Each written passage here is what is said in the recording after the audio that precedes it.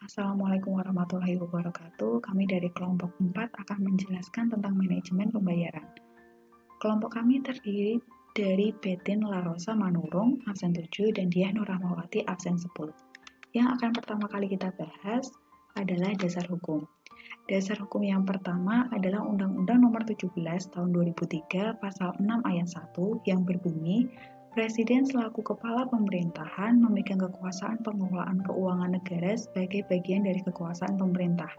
Kemudian ada Undang-Undang Nomor 17 Tahun 2003 Pasal 6 Ayat 2 yang berbunyi kekuasaan tersebut dikuasakan kepada Menteri Keuangan selaku pengelola fiskal dan wakil pemerintah dalam kepemilikan kekayaan negara yang dipisahkan dikuasakan kepada Menteri atau pimpinan lembaga selaku PAPB KL yang dipimpinnya. Kemudian ada Undang-Undang Nomor 1 Tahun 2004 Pasal 4 Ayat 2 yang berbunyi Menteri atau pimpinan lembaga selaku PAPB Kementerian Negara atau lembaga yang dipimpinnya berwenang diantaranya menunjuk KPA atau KPB yang melakukan tindakan yang mengakibatkan pengeluaran anggaran belanja. Kemudian ada Undang-Undang Nomor 1 Tahun 2004 Pasal 17 Ayat 2 yang berbunyi untuk keperluan pelaksanaan kegiatan dalam dokumen pelaksanaan anggaran, PA atau KPA berwenang mengadakan ikatan atau perjanjian dengan pihak lain dalam batas anggaran yang telah ditetapkan. Kemudian ada Peraturan Pemerintah Nomor 45 Tahun 2013 Pasal 8. Dalam rangka pelaksanaan anggaran, KPA memiliki tugas dan wewenang menetapkan PPK dan PPSPM dan melakukan tindakan yang mengakibatkan pengeluaran anggaran belanja negara. Kemudian ada Peraturan Pemerintah Nomor 45 Tahun 2013 Pasal 11 Ayat 1 Jo Peraturan Pemerintah Nomor 50 Tahun 2018 yang berbunyi PPK melaksanakan kewenangan KPA dalam hal melakukan tindakan yang mengakibatkan pengeluaran anggaran belanja negara serta jabatan PPK tidak boleh dirangkap oleh PPSPM dan bendahara. Kemudian ada Peraturan Pemerintah Nomor 45 Tahun 2013 Pasal 11 Ayat 2 Jo Peraturan Pemerintah Nomor 50 Tahun 2018 yang berbunyi dalam rangka melakukan tindakan yang dapat mengakibatkan pengeluaran anggaran belanja negara, membuat dan menandatangani SPP. Kemudian dasar hukum yang terakhir adalah Peraturan Pemerintah Nomor 45 Tahun 2013 Pasal 14 dan 15 Jo Peraturan Pemerintah Nomor 50 Tahun 2018 yang berbunyi PPSPM melaksanakan kewenangan KPA untuk melakukan pengujian atas tagihan dan menerbitkan SPM. Tugas dan wewenangnya menguji kebenaran SPP dan menerbitkan SPM. Kemudian saya akan menjelaskan tentang definisi dari modul pembayaran. Modul pembayaran merupakan modul yang berfungsi untuk mengeksekusi perikatan yang telah disetujui dalam modul komitmen atau modul yang memproses resume tagihan atau SPP dan SPM untuk diajukan ke KPPN dalam rangka pelaksanaan pencairan dana APBN serta penyelesaian surat perintah pencairan dana dari KPPN. Pada saat pembayaran atas kontrak hendak dilakukan, PPK membuat resume tagihan atau SPP. Resume tagihan yang hendak dimintakan pembayarannya harus mendapatkan nomor invoice terlebih dahulu dari BUN atau kuasa BUN. Terdapat dua proses dalam siklus pembayaran. Proses pertama yaitu proses penerbitan SPP dan SPM, kemudian proses kedua yaitu penerbitan SP2D. Kemudian di sini ada format SPM.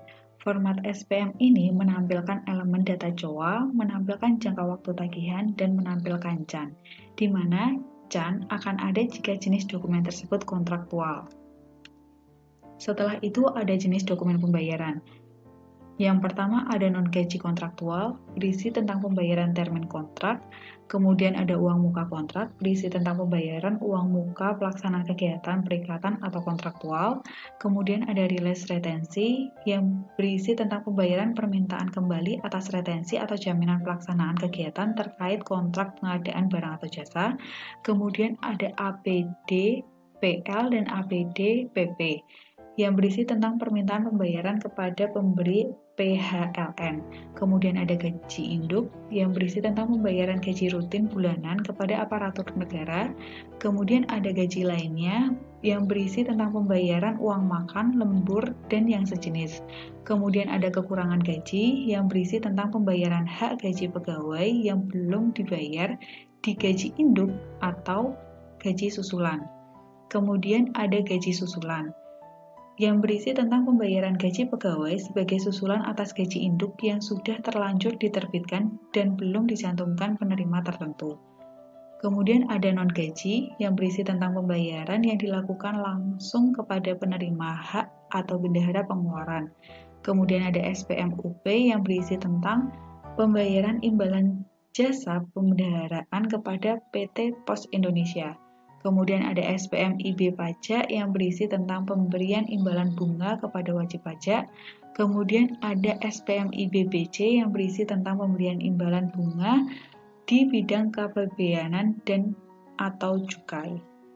Kemudian ada SPMIB-BPHTB yang berisi tentang pemberian imbalan bunga bea perolehan atas tanah dan bangunan kepada wajib pajak. Kemudian ada LS, banyak penerima, yang berisi tentang pembayaran langsung kepada penerima yang jumlah penerimanya lebih dari satu penerima hak. Kemudian ada SPMIB PBB yang berisi tentang pemberian imbalan bunga pajak bumi dan bangunan kepada wajib pajak. Kemudian ada UP yang berisi tentang uang muka kerja dalam jumlah tertentu yang diberikan kepada bendahara pengeluaran untuk membiayai kegiatan operasional sehari-hari Satker, atau membiayai pengeluaran yang menurut sifat dan tujuannya tidak mungkin dilakukan melalui mekanisme pembayaran langsung. Lalu ada juga UPKP yang berisi tentang uang muka kerja dalam jumlah tertentu yang diberikan kepada bendahara pengeluaran untuk membiayai pembayaran pengembalian pajak pertambahan nilai barang bawaan kepada orang pribadi pemegang paspor luar negeri. Kemudian ada GUP yang berisi tentang pertanggungjawaban atas UP, kemudian ada GUP nihil yang berisi tentang pertanggungjawaban atas UP yang diperhitungkan langsung sebagai pengembalian atas uang persediaan. Kemudian ada GUPKP yang berisi tentang pertanggungjawaban atas TUP, kemudian ada TUP yang berisi tentang uang muka yang diberikan kepada bendahara pengeluaran untuk kebutuhan yang sangat mendesak dalam 1 bulan melebihi pagu UP yang ditetapkan. Kemudian ada ganti TUP nihil yang berisi tentang pertanggungjawaban atas TUP. Kemudian ada SPMKP pajak yang berisi tentang pengembalian kelebihan pembayaran pajak. Kemudian ada SPMKP PBB yang berisi tentang pembayaran kembali kelebihan pembayaran pajak bumi dan bangunan. Kemudian ada SPMKP BPHTB yang berisi tentang pembayaran kembali kelebihan pembayaran bea perolehan hak atas tanah dan bangunan. Kemudian ada SPMP BMDAB yang berisi tentang pengembalian bea masuk, denda administrasi dan atau bunga.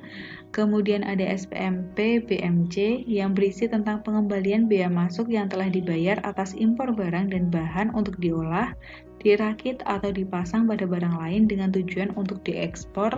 Kemudian ada SPMKC yang berisi tentang pembalian cukai dan atau sanksi administrasi berupa denda. Kemudian ada SPMKPE yang berisi tentang pembayaran kembali pungutan ekspor. Kemudian ada SPMKBK yang berisi tentang pembayaran kembali biaya keluar dan atau denda administrasi.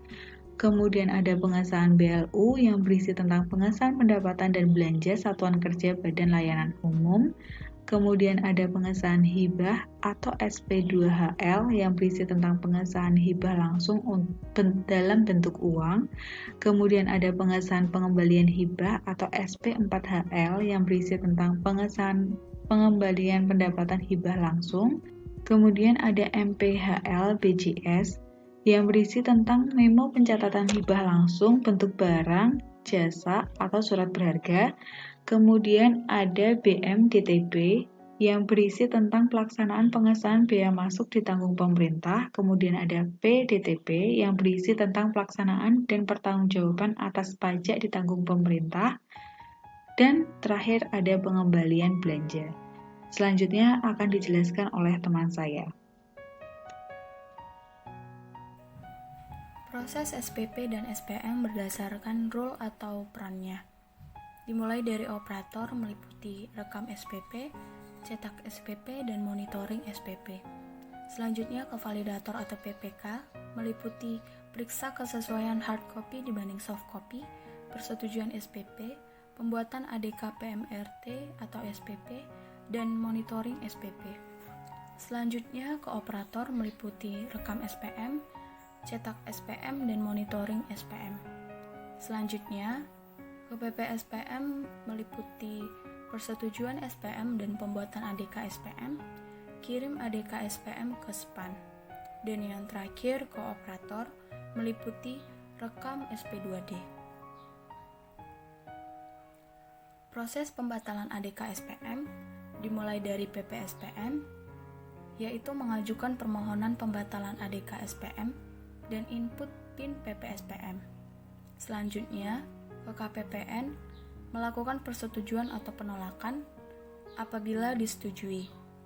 Selanjutnya, ke PPSPM melakukan pembatalan SPM, dan yang terakhir ke operator mulai merekam SPP. Status data SPM yang pertama baru, artinya data SPP yang terbentuk saat operator melakukan proses simpan di menu rekam SPP. Yang kedua, cetak SPP, data SPP yang sudah diproses dicetak oleh operator. Yang ketiga, batal SPP, apabila tidak disetujui oleh validator atau PPK. Yang keempat, setuju SPP, apabila disetujui oleh validator atau PPK. Yang kelima, ADK SPP, data SPP yang sudah dibuat ADK oleh validator atau PPK. Yang keenam, batal ADK SPP, artinya data SPP yang sudah dibuat ADK tetapi dibatalkan oleh validator atau PPK. Yang ketujuh, upload NTT, artinya data SPP yang sudah mendapat nomor invoice dari SPAN atau portal SPAN dan sudah dicatat atau diupload nomor invoice tersebut di aplikasi Sakti. Yang kedelapan, cetak SPM, artinya data SPP yang sudah dicetak SPM. 9. Batal SPM apabila tidak disetujui oleh PPSPM. Yang ke-10, setuju SPM apabila disetujui oleh PPSPM. Yang ke-11, ADK SPM, artinya data SPM yang sudah dibuat ADK oleh approver atau PPSPM. Yang ke-12, batal ADK SPM, artinya data SPM yang sudah dibuat ADK tetapi dibatalkan oleh approver atau PPSPM. Ke-13, upload SP2D, artinya data SPM yang sudah mendapat nomor SP2D dan sudah dicatat atau upload nomor SP2D tersebut di aplikasi Sakti. Berikut klasifikasi transaksi besar.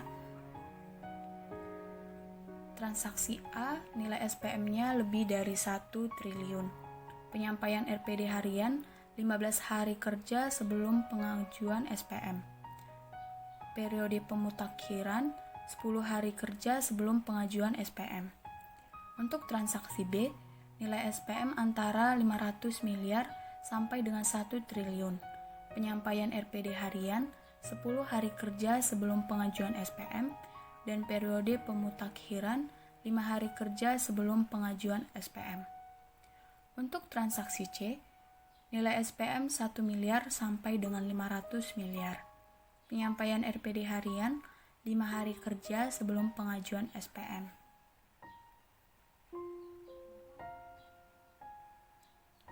Tugas seksi pencairan dana dalam pembayaran tagihan meliputi pemeriksaan SPM, konversi SPM, upload SPM di SPAN dan validasi, persetujuan SPM, dan penerbitan surat tanggapan koreksi SPM. Tugas seksi bank dalam pembayaran tagihan meliputi menayangkan daftar tagihan disetujui, membuat PPR, penerbitan SP2D, penerbitan SP3 dengan pengesahan negatif, membuat SPP retur. Dan yang terakhir, berikut ini interkoneksi modul pembayaran dalam Sakti. Ada koneksi modul pembayaran dengan modul anggaran, modul pembayaran dengan modul bendahara, modul pembayaran dengan modul komitmen, modul pembayaran dengan modul GLP, dan yang terakhir modul pembayaran dengan modul piutang. Baik, sekian pemaparan materi dari kelompok kami. Semoga bermanfaat. Terima kasih.